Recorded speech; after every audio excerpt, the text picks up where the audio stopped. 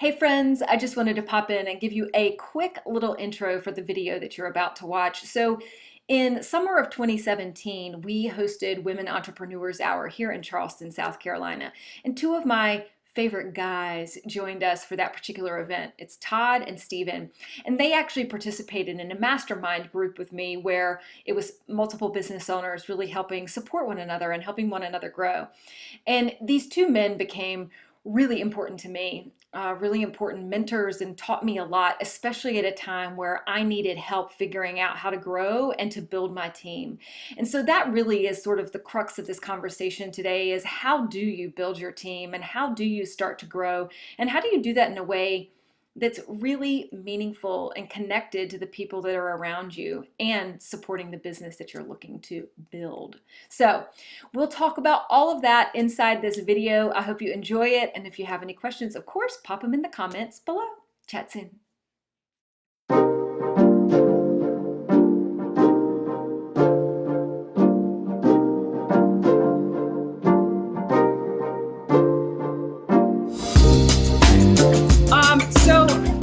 Just so you know, today is the very first day ever. We have so many firsts happening today. First of all, we'll speak to the obvious. There's two dudes in the room, so how about that? Thanks for having us. Yeah. Todd and Steven are here, and we're broadcasting live. So we have some friends that are joining us on the internet, which is kind of exciting. So we'll see how that goes. I feel bad for them because they're in such an angle and they just get to see. Well, I mean, if I scroll it down, it's going to be into our seats. Oh, I'm at fine. Is this good? Yeah. Okay. We'll see how this goes, folks. First time. All right. So first of all, thank you so much for coming. Today, we intend to have a rather insightful and entertaining conversation about building teams. And the reason I invited these two, first of all, let me ask, can everybody online hear us? Like, can you hear us? Anne says squish a little tighter. Get friendly. Squish in tighter. You're talking about yes, can hear. Yes. Oh, Stephen. Okay. Okay, cool. So I'll tell you why these two are here and what these two have personally meant to me. I participate in a mastermind group that is outside of Hatch Tribe, and these two are part of that group. And we have a co-ed group, so there are guys and girls in it. I know, shocker. You know, the girl who runs Hatch Tribe has boyfriends too. And over the course of the past, I don't know when our group started, but over the course of, let's say, the past several months, we've been able to bring a lot of issues to one another about our respective businesses and then really receive thoughtful insights from one another about what to do with them.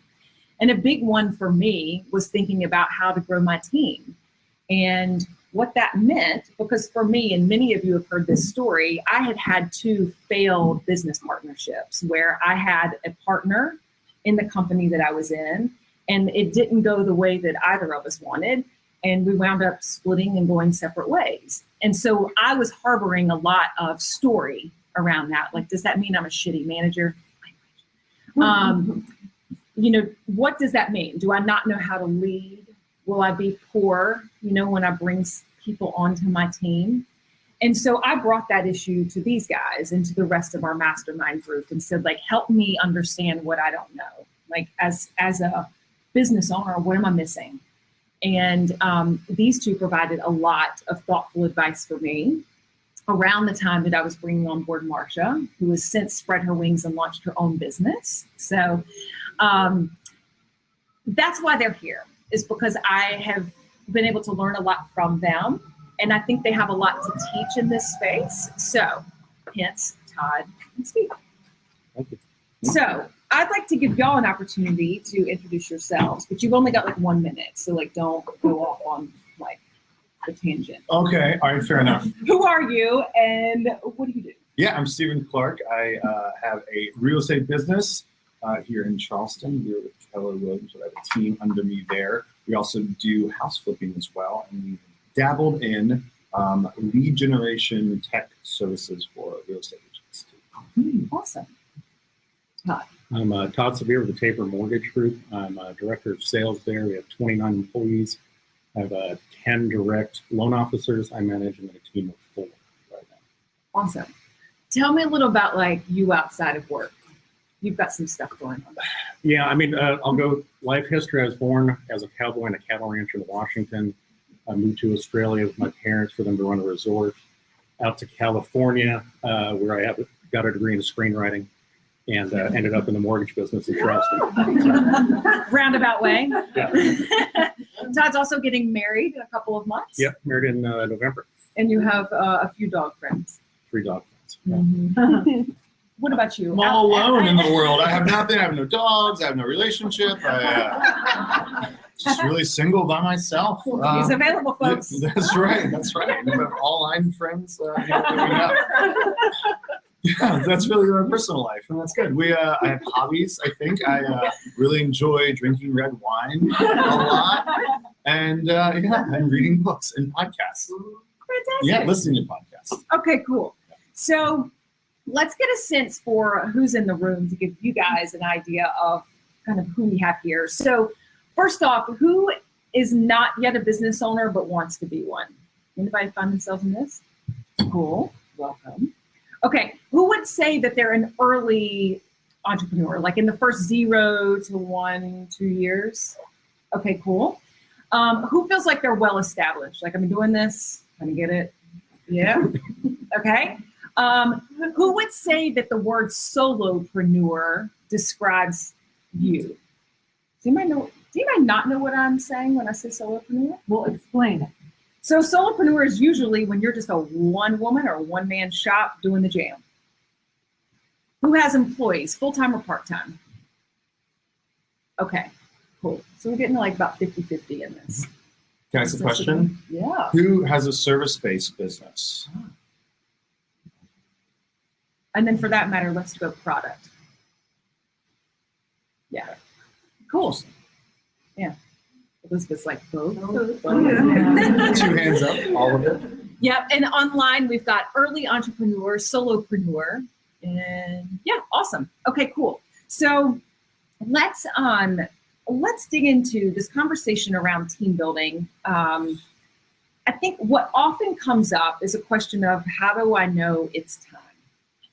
How do I know that I should bring people on? So what's your musing on that? Knowing that we have some people in the room who are like, I've already done this, but for other people who have yet to even hire the first person, how do you know? I mean, I go by a couple metrics. The first one, certainly, do you know what your hourly rate is right now? Sit down, figure out what your time is worth.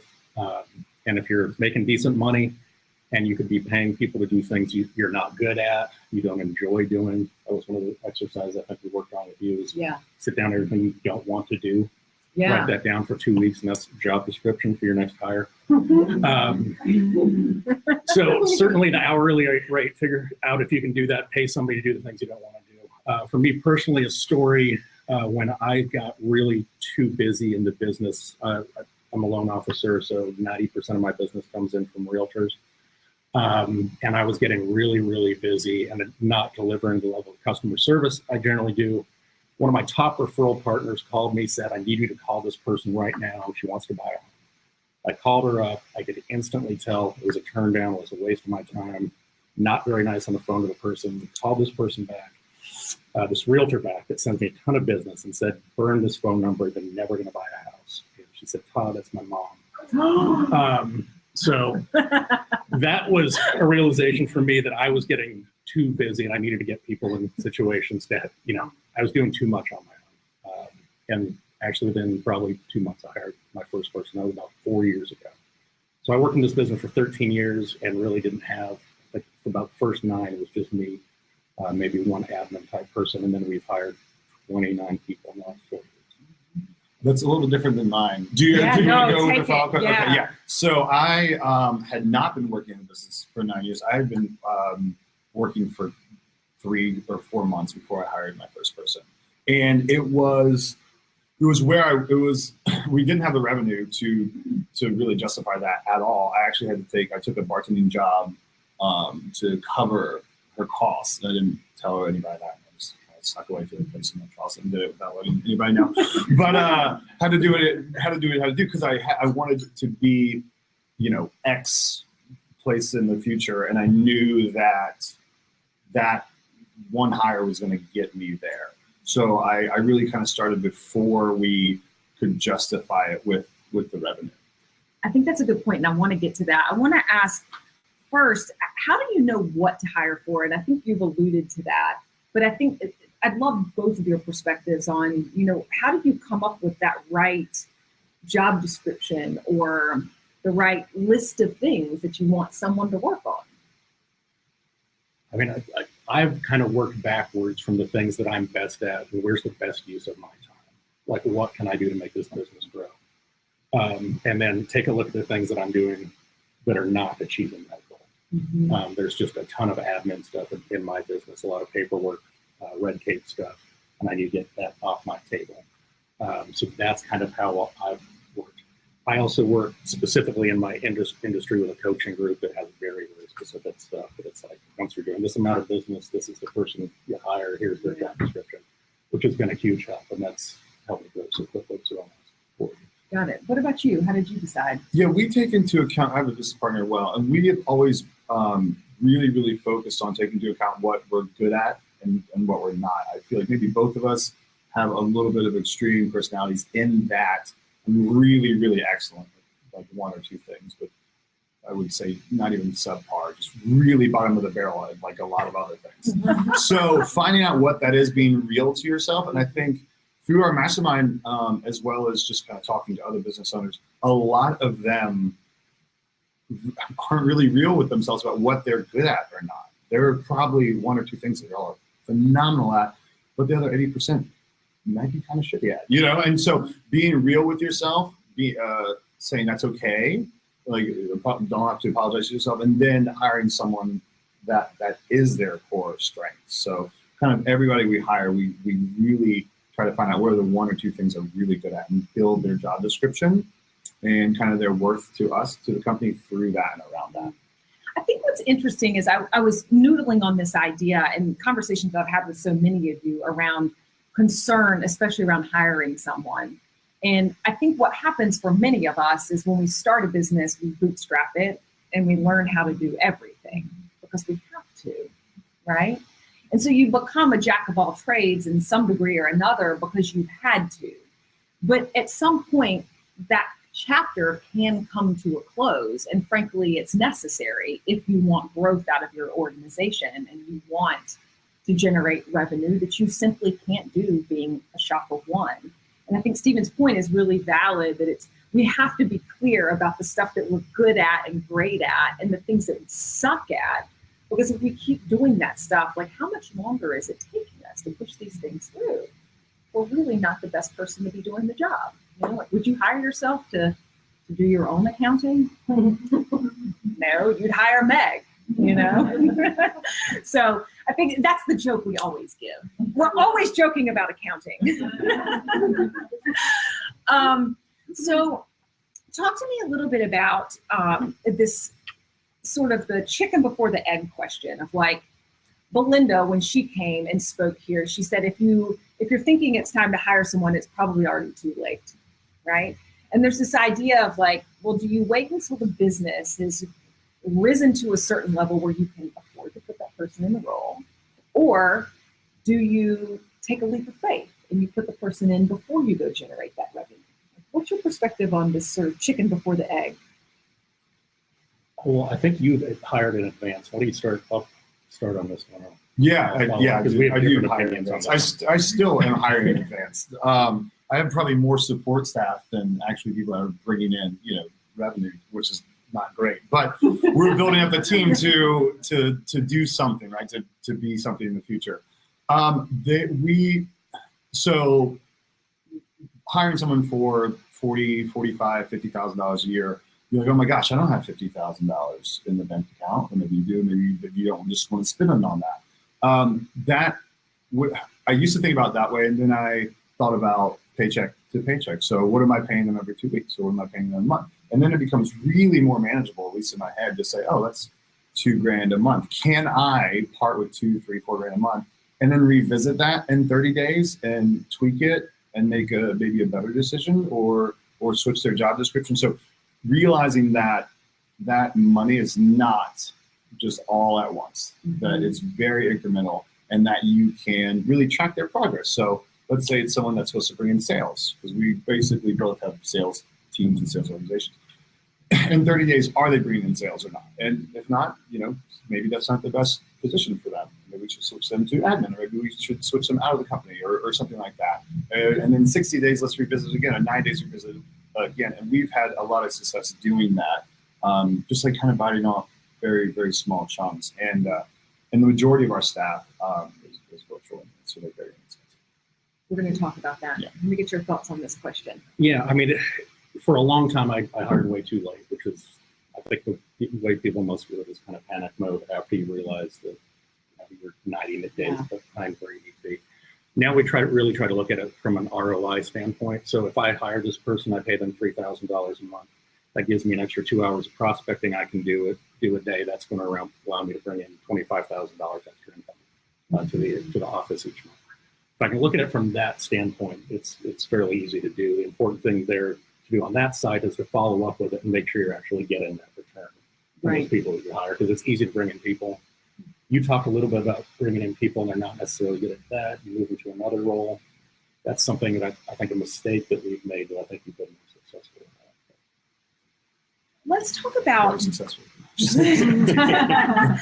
let's talk about the ways we can hire, because for many people, you may be thinking like full-time, I'm not ready for that. So what are other ways that you would invite entrepreneurs to consider putting members on their team? So if it's not a full-time hire, what other options do we have in our arsenal? So Steve and I are way far apart on this one. I love this. Two totally differing perspectives. I will not hire anybody that is not full-time dedicated to our business. Part of it being in the mortgage business, we're not actually allowed to have 1099 employees. So I can't contract people out. Everybody has to be W-2.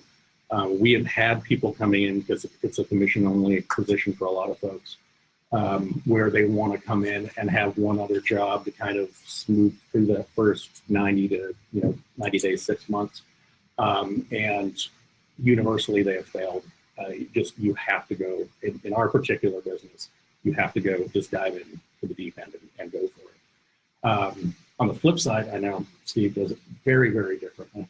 But I want full-time W-2 people, completely focused, dedicated to me, and nothing else. I don't want to have a side business. I don't know if it's selfish or whatever, but they need to be 100% bought into what I'm doing. Fair enough. A very jealous lover. Yeah, I am a little bit. I want all the attention, all the time. I want more attention. Okay, Stephen, so present me the other side of this argument. Okay, yes, the other side. So we have nothing but 1099s in our business. And like I said, I alluded to, the majority of my staff is virtual now. So I think we have 9 in the office, and then virtually 12, 13, 14, I don't know. And they do, so some of them will work 10 hours a week. Some of them will work just based off a project. Some of them will just consult on here and there. Some of them are part-time, some of them are full-time as well. But we play around with the structure, because once again, we look at what are they really good at, and if they're really good at something that might take them 5 hours a week and that's really beneficial to the business, I'll hire you for 5 hours a week. And then we'll just go from there. Just different perspectives, just different way to do the same goal, which is make revenue. Right?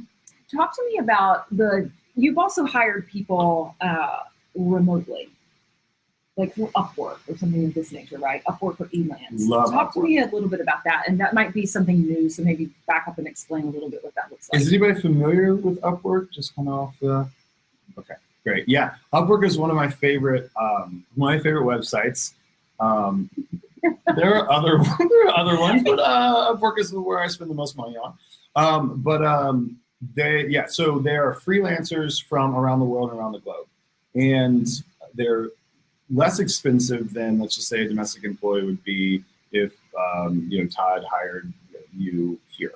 And so that has been really, really great, and has allowed us to really bootstrap a lot of things that we wouldn't be able to afford if we had not leveraged and outsourced lots of kind of our positions. But anyway, it's all through Upwork, and there's some really, we can get like very detail oriented in Upwork. If you Give want me an to. example of like how you might have hired someone remotely and what they worked on, like a specific project. Yeah, so let's do social media. So we realized that 2 months ago that we had not really put any time and effort into like our social media following or something like that. I thought that was maybe something that didn't lead to quick direct sales, and I liked putting my money into cold callers or prospectors or door knockers and things, people to do those things because I could really, really track that. I felt social media was something a little more branding. And up until this point in my business, I didn't want to do any kind of necessarily branding because I just wanted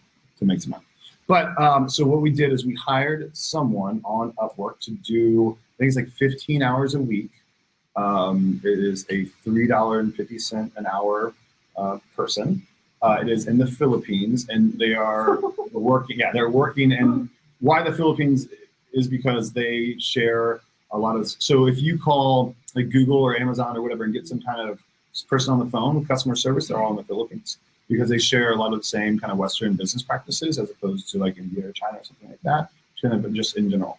But anyway, so they're in the Philippines and they're doing it. They're growing our Instagram specifically based off of certain hashtags that are relevant to our business. So Charleston, South Carolina, entrepreneurship, real estate, flipping, investing. They go do that. They wake up or they log in and they follow all these people and then like that, and then you kind of have a little bit of a organic growing traffic. But that's just one of the positions. Perfect. Yeah. Okay. Let's come back to that. I have follow-up questions, but I think they fit better in this next topic, which is around onboarding. So sort of regardless of how you bring someone onto your team, whether they're full-time or part-time, whether they come in as a contract worker on 1099, or whether they're completely remote and working out of the Philippines, there's a certain amount of work that has to be done to bring a team member on to the team and to train them and to onboard them. So I'm curious, your perspective, because you both brought on a lot of team members, what do you think is sort of a best practice for onboarding and training? I mean, I'm horrible at it. I'll tell you. I've failed at it many, many times. It's got to make you better at it now, though. Yeah, well, what has got me better at it is I finally got some good hires. And I think one of the things we talked about is the really cool thing as you start to build a team is getting to the stage where you have a great hire that can train your next set of people. Because honestly, I'm not good at it. I had a few bad hires early on and then hired two just amazing people that are so good at hiring. And at this stage for me, I'll have people shadow me a bit, listen to me. But really my job on onboarding now is I sit down, sell them on the team vision, where I want people to be. Most of the people we hire are young, inexperienced. I don't want to train people with bad practices different than our team practices. I want young, energetic people, bring them in and tell them, this is what I expect of the people on our team. I want to help you make a ton of money. I want to help you succeed. I want to help all your dreams to come true. I want you to make $1 million 10 years from now. And show them the path to do that. And then let my really, really good hires that I've hired in the past get in training and onboard. What does their process look like? So when these other team members are now onboarding new employees, what are they taking these new? I mean, they're typically, it's just a ton of shadowing. It's sitting down. Our business is such as that you really learn by doing. Okay. So we want people sitting down next to us, watching us make phone calls, watching us fill out our applications, doing the paperwork that we need, and just let them get in, make a few mistakes, but keep an eye on them. But it's really active training. Most people we have actively doing the business within a day or two of starting that business. What would you say is the length of time for new people coming on board to get their feet underneath them? 30 days, I think, is a really big one. One of the things we started doing with new hires, which I really love, is at the end of every day, they send me and everybody on my team an email with everything they learned that day and one question we go over the next day. So we have a team meeting the next morning, sit down. I'll ask them a few questions based on what they told me they learned, just follow up, make sure the knowledge is there. And then they've got to give me one smart question that I can help train them on the next morning. So everything they've learned that day, and then one smart question that will help them grow. Yeah. Okay, for the first 30 days? First 30 days. Okay, Yeah. cool. We How have, about you? I want to piggyback off that. We have end of days from everybody. So every night when I'm having dinner or the wine, and I'm just whining this cigarette, really, my new diet. But no, so I'm sitting there, it's like 6, 7, and all the end of the days, 15, 20, 25, whatever it is, are coming in. And the end of days are great because so what our end of days are what they've done that day. And the one follow-up thing is how they, some kind of feedback. So some kind of feedback point. Is there something weak in our business that they have identified? Is there something that they're doing that they don't really want to do? Do they feel like they could do something better or whatever? But those end of days have probably been, I actually wrote my business partner an email about that this morning, that they are probably my favorite thing that we've ever instituted in business. You can track everyone, you know exactly to the most part what they're doing, and you can see I overloaded Sarah with too many tasks, and that's probably affecting her job performance. Or Kyle has 4 things on in a day. He needs like 17. What is he doing all day? No, I'm just kidding. But so it really allows you to keep an eye, a daily eye on your people, and you can really add and subtract some really cool things from that feedback. Do you do that permanently, or is that just That's forever. Forever. That's forever. One of our longest right. people, Justine, been with us 4 years. That was the Yeah. first hire. Still does end of days. How Very long cool. are those end of days? They're like a small paragraph, I guess. They're bullet pointed. So anywhere Cool. from 15 to 25 bullet points, I think. Awesome. Yeah. Talk to me about onboarding for your company. What does that look like when you bring on someone new? So yeah, so we film everything, especially if it's virtual staff. So the first time we train, we'll film videos of it, and then just make everyone watch those videos when we're done. We also do a lot of team-based training. So the domestic staff that we have, so we're bringing on, I think 4, like I said to y'all earlier, in the next week or so. And what they're going to do is they're just going to shadow and train with the rest of the team. What we also do is we have like really active forums. It's like in GChat, so everyone's connected, so they train each other. So new people will ask a question, and then then everyone will jump in and do that. Because when you're training people, one, it's annoying because you've said the exact same thing, for years and years, and you have to go over and over and over it. That doesn't, help your new employee. But and also the peer back and forth where they can ask questions of the team and opening up those communication channels have been really important in training. Yeah. I think some advice that you guys gave me around onboarding was, expect to invest a lot of time and energy into it, and invest more than you think you should have to. And I think there's a tendency for us, I'll speak from my experience, a tendency to think like, well, this should be easy. But how long have you been doing what you're trying to teach someone to do? If you've been doing it for 5, 6, 20 years, like it could come very easily to you, but to someone who's brand new to this project, it may take time. It's gonna take time.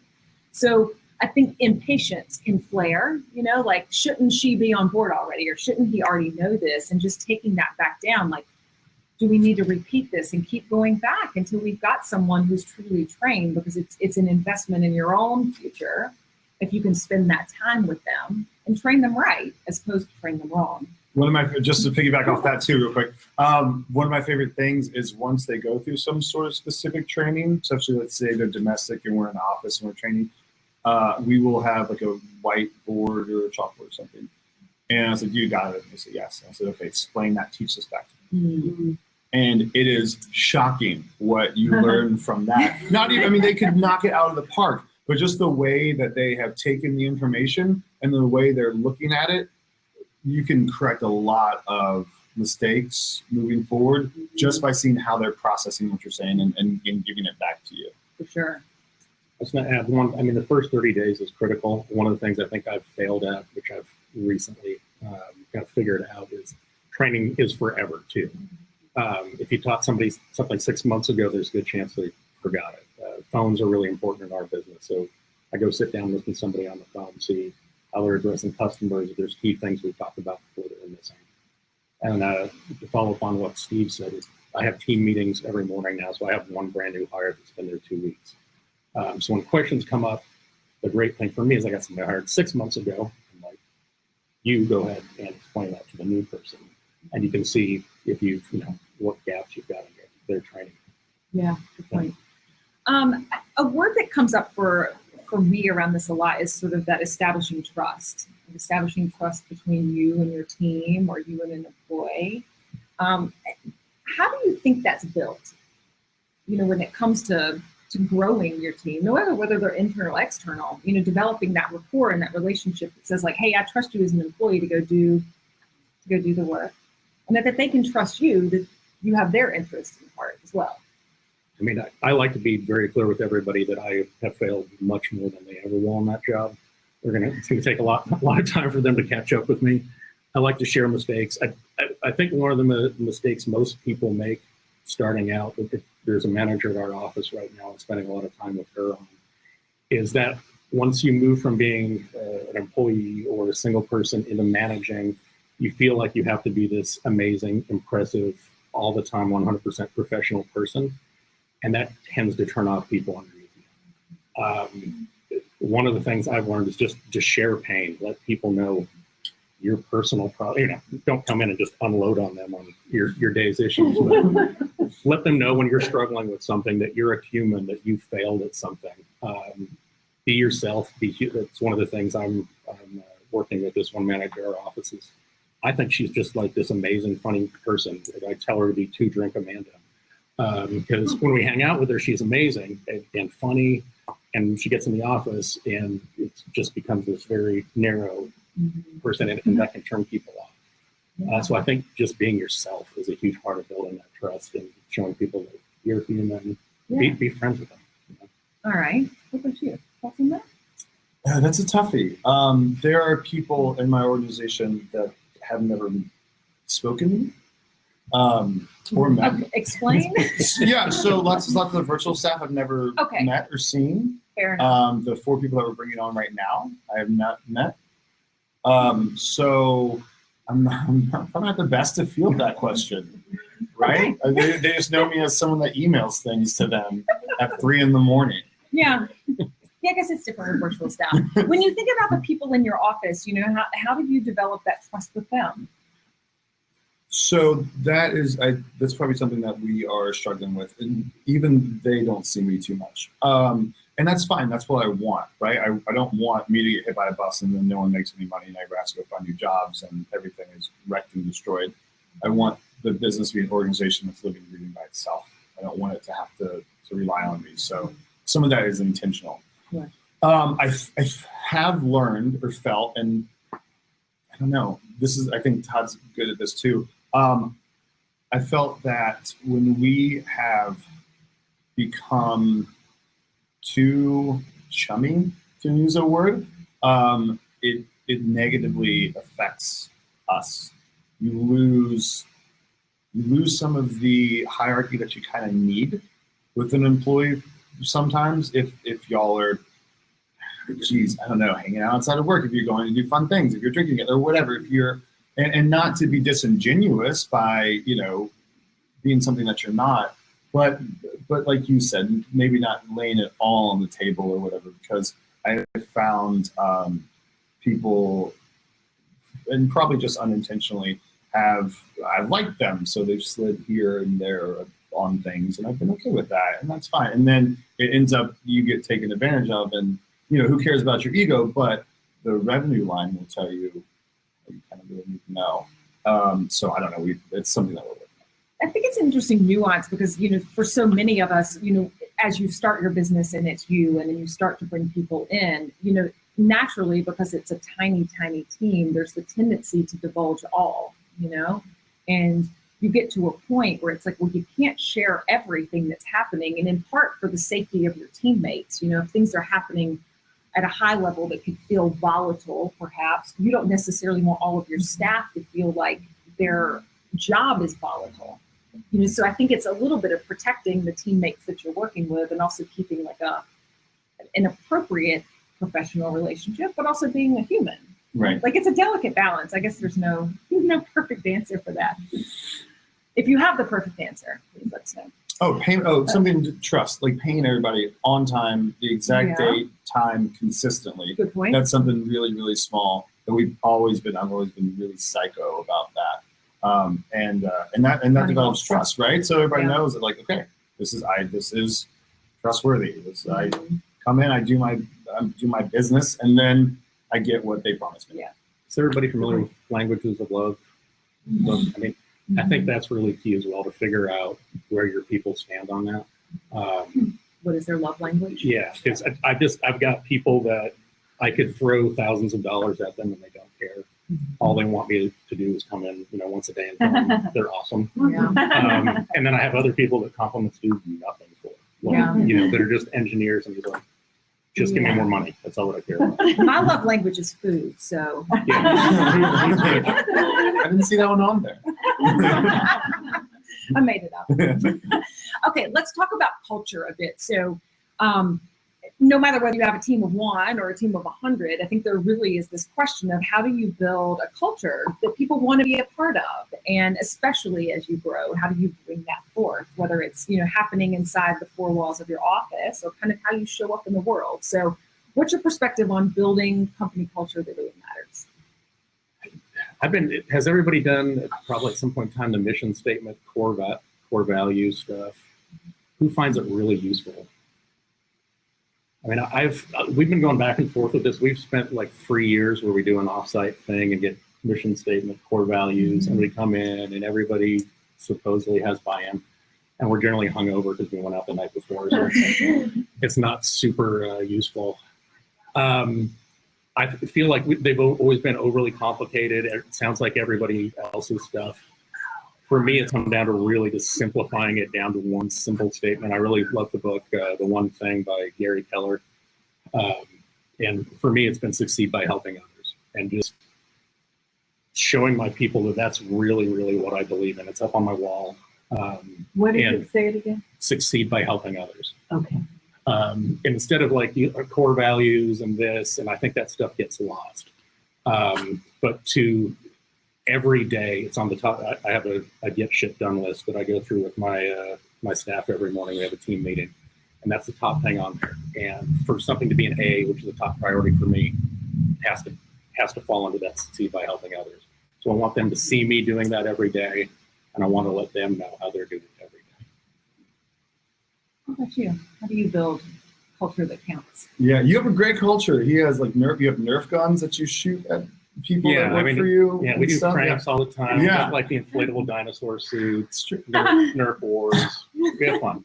Showing everybody that we're all on the same page has been something that's really helped us. We have a culture. We have a very politically liberal culture, right? And so how that's manifested itself, and we have two of my staff members are married. They're lesbians and they're married. And so there was a billboard in North Charleston a couple months ago, and it was not old school. It was an Old Testament proverb about had a picture of 2 women together, and there's a big X through that, and basically like going to hell, burning in hell. And so I bought it, and I put our tagline, which is "Everyone deserves a loving home," over it with a little rainbow logo. And I'm gonna cry. But the feedback from them, because they came to me, Frank, because they had left their old job because they felt so uncomfortable about being together. And so knowing that this culture we created is their safe space has probably made more loyalty than I think anything that we could ever have had and done. That's amazing. Now we're all fighting back the tears. Okay. Jeez, me too. Yeah. Yeah, That's it was awesome. good. It was good. Really cool. When it comes to bonding and connecting with teammates, I like to tell the story. So when I worked in the beer business, I used to say that our boss made us have mandatory fun because he would make us go out for happy hour, and like, if you're not a person who's into drinking beer, these generally are not fun occasions, and on one hand, it's like, great, yeah, like you're hanging out with other employees and people you work with, and it's outside of the work environment. On the other hand, it's time where I could choose to spend it with my family or with my friends or doing whatever the hell it is I want to do that is not that activity, right? Mandatory fun. So I'm curious your perspective on ways that you can bond and connect with employees, because you want to create that dynamic that's not just work and that you get to know one another, but how do you do it in a good way? And maybe some examples of how you've done it. I mean, one of the things that I have a team meeting every day, and the first 5 minutes of that is social time. Ask people how they're doing. It's something that's hard for most people that I think that are leaders or entrepreneurs. Is we like talking about ourselves, and get out and talk about our goals and plans, and some of us can tend to forget about the people that are around us. So it's just really important to ask questions. One of the things I take out for lunch or breakfast once a month, everybody on my team. So I'm rotating through, I think, 13, 14 people now. So I can sit down, and when I go to that, it's not work at all. It's just, how's their family doing? How are their dogs, their kids? Long term, if they want to talk about business, not what I want to talk about, but what are your goals? Where do you want to be? 5 years from now, what can I help you do? We're starting, I've asked my team to come up with some ideas for charities we can work with, and we're going to do an offsite quarterly as well, where we go out and volunteer for a day. Just something that, not that I come up with and force people, like mandatory fun. Yeah. Stuff. Yeah. Like I get that. It's like, let's all go to happy hour after hours where you guys can be back with your kids or whatever. So I try to do stuff during the workday. And I invite people. I have movie nights over at my house once a month for our sales team as well. Not mandatory, but kind of feeling. Optional. What about you? Y'all do ropes courses too. Didn't you do ropes? Yes. Oh, fun. Right? Yeah, we do once Trust a year falls? retreat, Trust falls. rope course, a bunch of crazy exercises like that. So That's that's getting weird as the team gets bigger, because there's a lot of conflict. Like Steve, what you mentioned about being able to have that culture where everybody kind of is on the same board. I think we've talked about it in our mastermind group. Yeah. My business partner is just complete opposite side of the spectrum from me politically. We disagree on a lot of stuff, but we really run a business in similar ways and have a similar work ethic. That becomes more difficult as you get bigger. Though I think it's really cool what you've done there. I love it. No, thank you. Thank you. I appreciate it. But we have like little morning kind of motivation. So we set someone up. So he sends a little motivated thing every morning to kind of the team, and it's usually in a question form. So it kind of gets responses back, and people can bond from there. Actually, one of the employees, we were talking about favorite shows. One of them wrote back what her favorite show was, and I emailed her. I was like, "Oh my god, I love that show! Like I just watched 7 of them yesterday while y'all were working."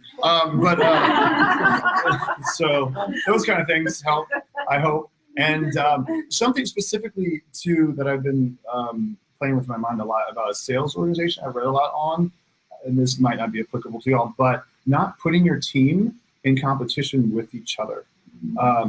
There's some really cool articles and stuff around that, and some really cool case studies about if you want bonding in your team and in your organization, to actually put them, because competition is great, right? To actually put them in competition with other similar teams or organizations. So I would encourage y'all to use that if you could, because you see, not a lot of positivity comes when everybody has to compete with each other in the team. Interesting point. I would not have thought of that, but now I can see how that can backfire. Yeah. We generally have a team goal that we're going after, so it's not like this person. This person. So-and-so. If we do this month, I'm taking everybody to hall. So Yeah. I dig that. Cool. Let me open it up for questions to the room, and then if those of you online have questions, you can post them, and then I'll read them up. So who's got questions? Yeah.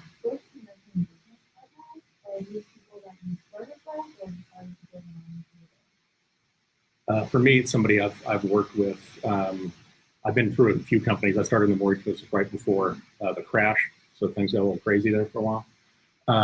But this was somebody that had started 6 months before I did at this company, and we moved to 2 companies at the same time and started our own branch about 7 years ago. So I've known him from my first day in the business. Yeah, and this was someone I was friends with prior, but we both entered real estate at the same time. We have had, we were roommates through college and everything. And so we got to do, and I think this is really crucial with business partnerships, correct me if I'm wrong, we had learned to deal with money together already by the time we were in business, which was really, really big. Because kind of the people I talk to that don't have the best business partnerships really, really kind of based around money a lot of the time. Either not having it, having too much of it, not knowing where to allocate it.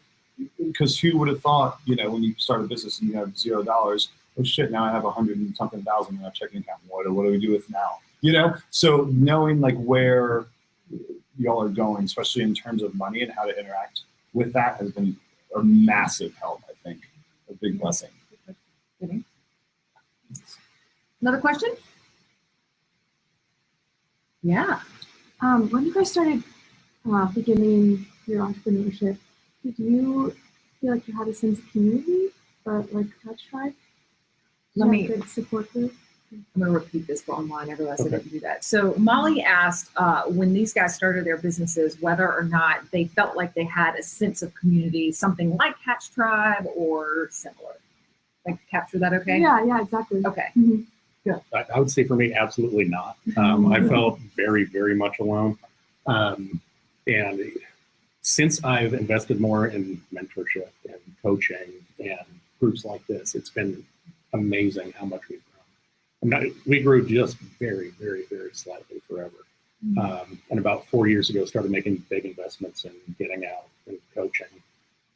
I'm personally spending over, I don't know, about $60,000 this year on personal coaching. And it's a huge, huge return on investment. So I'm jealous of y'all that are new starting this way. It will help so much. For you? No, yeah, absolutely not. No, same thing. Did not. I think that we would have been 10 times more successful at this time in our lives if we had had other people. Just not only for ideas is exchanging, but for accountability sometimes. Then that was really, really big, because when you're solo or by yourself or even with a business partner, and as a CEO, as a leader, no one's above you. So no one can say, did you do your timelines or did you hit this? But other entrepreneurs you can, or other people in this room or whatever, could really help hold you accountable. Yeah. Really big. And the mastermind group too. Yeah, totally. For sure. Some aggressive accountability, I would say. Yeah, we have had some aggressive accountability. What is another question? Hope. Okay, so at what point, you mentioned that you hire somebody for their account, specifically what they're doing. At what point do you hire versus farm out? Can I repeat it? Yeah. Okay, so Hope's question is, she said, Stephen has hired for talent, and she said, at what point do you decide to hire for talent, or do you hire and kind of farm out something specifically? Did I get that about right? When you bring someone in the office versus when yeah, that's a great question.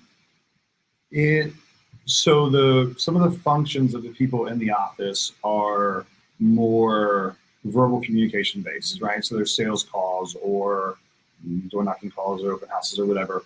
And so those people, we see a higher ROI when they can be in the office, because we can jump in on training with them and stuff like that. So things that we don't need to watch as closely. Geez, I'm not sure this is the best answer. I don't know. I've never really thought about it like that. Things that we don't have to, things that they can self-monitor and we can track on their end of days or something like that, is something that we will outsource, because you can get it a lot cheaper. So like this Instagram social media thing, it would be hard for me to justify 40, 45K in my mind a year to someone that would come in the office and do that, when I can pay someone $3.50 an hour or whatever. Also, a lot of the virtual staff are biting off responsibilities that are experimental in the business. Let's try Instagram, right? Or let's try Facebook marketing or something like that. And I can kind of do a proof of concept before we invest more money into it and bring someone in. Good point. And someone asked a question that I think this is nice timing. So Alyssa says, have you run, sorry, I'm going to knock off these microphones. She says, have you run into issues with hiring offsites like Upwork or Elance as far as quality of work and or productivity? So Stephen, do you have any thoughts on that? Like, has the quality of work suffered by virtue of having someone at $3.50 an hour and living in the Philippines? Yeah, sometimes. Yeah, there's definitely, the Philippines has like a really intense internet issues a lot. So that could affect productivity. Yeah, there's monsoons daily, I think. And so there's monsoons, there's internet issues. They are on the complete opposite work schedule. So they're 12 hours behind or forward or something, but they're 12 hours difference. And so it's 9 p.m. there. Mm-hmm. So that presents a lot because they have to stay up all night. And quality of work will definitely suffer if you're staying up all night. There's a lot of benefits to it as well. They are always really, really fully engaged because there's not a lot going on at 3 in the morning or 4 in the morning. Yeah, it is. But in specifically Upwork, there are lots of tracking mechanisms. So they take random screenshots of their screen throughout the time that they're clocked in and working, and they will send them to you so you can monitor that way. The end of days really help with accountability as well, so you can see exactly if they're doing it or not. So those two things have been really, really great to make sure that they're at least staying and doing the function that we hired them to. Yeah, fair enough. Okay, who has some other questions? What you got, Julie? What's your criteria for when it's time to part ways with a team member? So Julie says, what's your criteria for when it's time to part ways with a team member? How do you fire people all the time? I've got You do too. No, I'm just kidding. I've got better at it. I mean, I think we were talking about before this, our tendency for both of us is to keep people around far too long. It's tough. The big part, the realization for me is you have to create metrics that you can follow people for. This is the expectation of your job. One of the things I think I was taught a year or two ago is to go back to the people that work for you and ask them to write down the 3 bullet points that's their job description. And then you go and write it on your own. And if you're not real clear, I would guess most people in this room, you're not going to get the same answers from the people you're hired and yourself. So you've got to be really, really clear on what that job is. And if you're not hitting it, you got to let them know. We have a 3 strike system now. So you put them on warning once, put them on warning twice. The third time they take a day off to go home, paid day off, they go home, write the plan on how they're going to get better. They come back, they have 2 weeks to implement it. If they haven't done it, they're done. I mean, outside of, they're stealing from us or doing something horrific, they're going to be gone faster. Yeah, we have write-ups. Yeah. Do your employees know, like the people who work for you now, do they know this 3 strike rule? Like, is there transparency around it? I mean, we figured this out in like the last 6 months. So, Okay. they do know Jury's now. out. All right. Yeah. Our first Okay. one went successfully. Fair Or enough. Todd's sending an email right now on his cell phone. Everyone, we have a 3 strike policy. No, I'm trying to thought so much coffee today. The only reason that I've learned that I would want to keep someone around longer is because you form bonds with them and you like them. And to me, I had to justify it in my head a while ago to separate with them faster because it really, this is a business. It's supposed to live and breathe outside of them, and people rely on it. I mean, there are whole towns in the Philippines that eat from real estate in Charleston. But no, seriously, but and we live off of it, and my family will one day, or someone else will. So it is really hurting the other people that have signed on to work for you and with you, to trust you that you will pay their paychecks all the time. It's really hurting them when someone is underperforming. And I've kind of justified it in my head because you don't want to let anybody go because that hurts them, right? You don't want to do that. But it is a net negative effect on everybody else in that organization when you're not holding that person accountable and you're holding on to them too long for something like emotions. Okay, this brings up a question I failed to ask before. How do you give feedback when an employee or a teammate, even if they're external, is not performing to your expectations? And how do you do it well? Dun, dun, dun. I'm big on the compliment sandwich. I don't like to go in and just be mean to people. So I Okay. usually come into we have quarterly reviews. I mean, if something's major, somebody will come in before the quarterly review. But sit down. I've become a total spreadsheet nerd, so I've got metrics on people. It's Yeah. like, I expect you to be converting leads at this ratio. You're not, or I'd expect you to generate 5 current client referrals during the course of the month. You're not. So I think you first of all, do you have the capacity to do it? Am I overworking you? I think particularly your new hires, when you get somebody good, you just keep dumping stuff on them. Yeah. And a lot of people won't say no. So do you have the capacity to do this? Do you have the training to do it? Do you have the motivation to do it? Typically one of those 3 things. Figure out where you are. And try to just put them on notice. Once again, look at this again in 30 days. This might sound bad, but but I think there's some benefit to it. I will send like literally an email, one sentence, probably not even like capitalized with punctuation, and be like, this is not right, or don't do this, or don't do that. And I think the benefit of that, because it might be a little cold and robotic, the benefit of that is that it gets done quickly. And so I feel like any kind of major issues I've ever seen in my business have happened because I didn't address things quickly enough and became like this issue. You can shoot a 4-word email and get your point across with still a really, really tiny issue, and then it's kind of better for everybody. Yeah. Instead of letting it like linger and fester and become like something bigger than life. Exactly. And if you don't have time to sit down for an hour and talk about why they're doing it or whatever, and maybe you don't have time until next month, my God, that issue might be massive and unredeemable. And then you haven't done your due diligence as a boss to your employee to give them the benefit to change their actions or whatever. For sure. I think that also goes back to just being really clear on responsibilities. Because a lot of times people don't realize this is the number one thing I want you to do. And they're failing at it because they think something else is the number one. Okay. Shelby. One last little nugget is, so when you shifted from doing your own thing, solopreneur, or your partnership, and you start to expand, when you take on that role of suddenly managing your staff, how do you stay true to the one thing that you do best? How do you balance suddenly you're managing everyone else or delegating as well as you need to do your work, what that looks like? So let me repeat it. So Shelby's question was, when you start to hire and you bring on a team, then how do you balance, this is who I am as a manager and this is the work that I do, and then this is what I now need my team to do. It's sort of those 2 different roles of being a leader and yet still a worker in your business. You're gone all the time, so how do you do it? Like mentally or physically? No, but I don't know. There was a big time transition point because, especially in sales or whatever, you do it all and you're responsible for 95 to 98 to 100% of the sales, and then you bring on people to do that job, and there's a big transition period. And it's right. The skill set goes from I'm selling, I'm good at sales, to now I have to be good at management and recruiting and metrics building and system building. They don't really jive a lot of the time together. So it is a big process. Just something that popped into my head. I heard somewhere that you shouldn't expect any person that you bring on to produce the output that you're producing.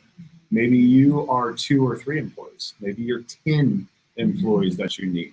And I think it was really unfair of me in the beginning to put that on someone saying, be me, and produce what I produce with not realizing that maybe there's 2 of me, especially in an employee form. Maybe they won't stay up all night long, and work, and maybe they shouldn't, right? So maybe we should have 2 or 3 trying to do. I'm glad you brought that up because that was advice y'all gave me too, was around like any person who you bring on is a force multiplier of you. So even if they are only able to contribute 50% of what you were doing, it's 50% more than you were doing on your own. So it's still a net win.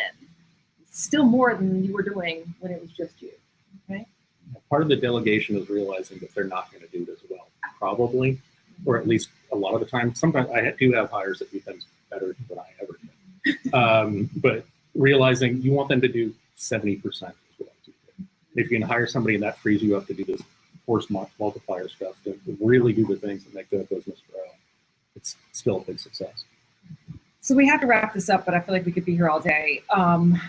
I've wanted to leave it for both of you just to offer one piece of advice that you suggest for any entrepreneur to think about when they're building their own team. So what's one little nugget of wisdom you'd like to impart to the tribe?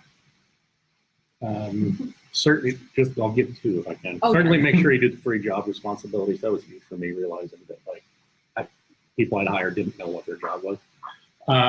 And as a bigger picture thing, every time we've grown massively is doing something that we're really, really uncomfortable with. So whatever it is right now that you're afraid to do in the business, call some big client that you're afraid to get in with, make that hire. Just you've got to get uncomfortable and do that next thing to grow unlike anybody else. Love it. Yeah, I agree. I wish we would have just done it faster, right? I wish we just would have hired people quicker. I wish we would have done it, started even the conversations about hiring people quicker. There's no job that we have right now that I want to take back, right? So these are all me giving away little jobs, and I don't want any of them back. I don't know why I wanted to do them for so long. You know, I don't know why I allowed myself to do that, but I would just do it quickly, and I think you'd be really, really happy after doing that, after bringing on people. Awesome. Well, thank you guys both for your time. Let's give a little round of Thank applause. God. And thank all of you and those of you who joined us online for this meeting today. And I will send a little follow-up email after this with some insights from today's conversation, some of the ideas you have about bonding and connecting with your team. And then if you have any questions for these guys, they'll stick around for a few minutes, I think. Yeah. I signed them up for it. So thank you guys. We'll chat soon.